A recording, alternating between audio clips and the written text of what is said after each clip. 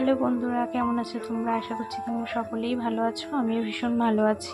সুস্মিতাস ব্লগে তোমাদের সবাইকে স্বাগত জানাচ্ছি। চলো আজকে একটি রেসিপি নিয়ে চলে এলাম, যেটা আমি কিন্তু বাসন্তী পোলাওয়ের সাথেই আমি ইউজ করেছি।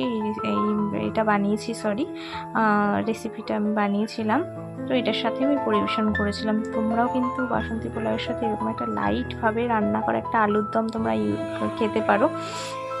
দেখবি সবার ভালো লাগবে, সবাই একদম জাস্ট বাবা করবে।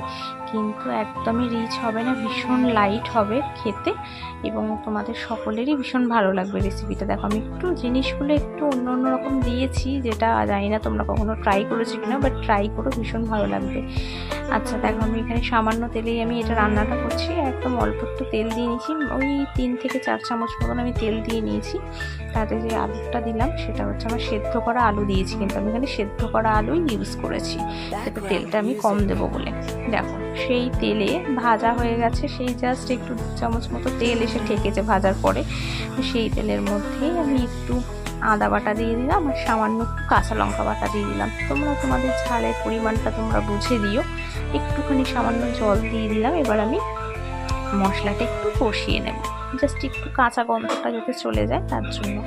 এবারে দেখো আমি যে পেস্টটা দিচ্ছি, এখানে আছে কাজু, চারমগজ, পোস্ত এবং কিশমিশ, এই কটা জিনিস।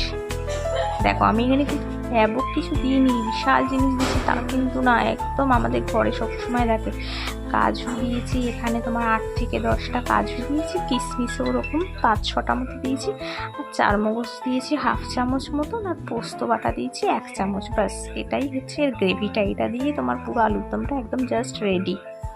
দেখো বেশ ক্রিমি একটা ভাব হয়েছে। এটা আমি ভালো করে মিক্স করছি। তোমরা একটু আঁচটা কিন্তু কমিয়ে দিও অতি অবশ্যই, কারণ এটা যেহেতু কাজু আছে, কড়াইয়ের নিচে লেগে যাওয়ার চান্স থাকে। আমি একটু স্বাদ মতন লবণ দিয়ে নিলাম এখানে, তোমরা তোমাদের স্বাদ মতন লবণ দিয়ে নিও। দিয়ে তারপরে তোমরা এটা একটুখানি ফুটতে দিও, ভালো করে মিক্স করো। এবং আমি একটু কালারটা জাস্ট পুরো যেহেতু সাদা ফ্যাকাশে, তার জন্য আমি একটু কালারের জন্য রেড চিলিটা আমি ইউজ করলাম, রেড চিলি পাউডারটা দিয়ে পরিমাণ অনুযায়ী দিলাম। তোমরা দেখে চোখের আন্দাজে একটা পরিমাণ অনুযায়ী দিও। দিয়ে আমি জাস্ট মিশিয়ে দিচ্ছি। এটা কোনো পরিমাণের ব্যাপার না, রেড চিলি পাউডারটা তোমরা দেবে, একটু মিক্স করবে, দেখবে একটু লালচে লালচে ব্যাপারটা এসছে কিনা। তারপরে যদি না লাগে তাহলে আর একটু দিতে পারো, কোনো অসুবিধা নেই। দেখো আমি যেই জলটা দিয়েছি এটা কিন্তু আলু সেদ্ধর জলটা দিয়েছি, ঠিক আছে? আমি বললাম আমি আলু সেদ্ধ ইউজ করেছি, তো সেদ্ধ আলুটা মোটামুটি আমার 85% সেদ্ধ ছিল, সেই আলুটাই আমি এখানে ইউজ করেছি। আর জলটা কোনো রকম কাঁচা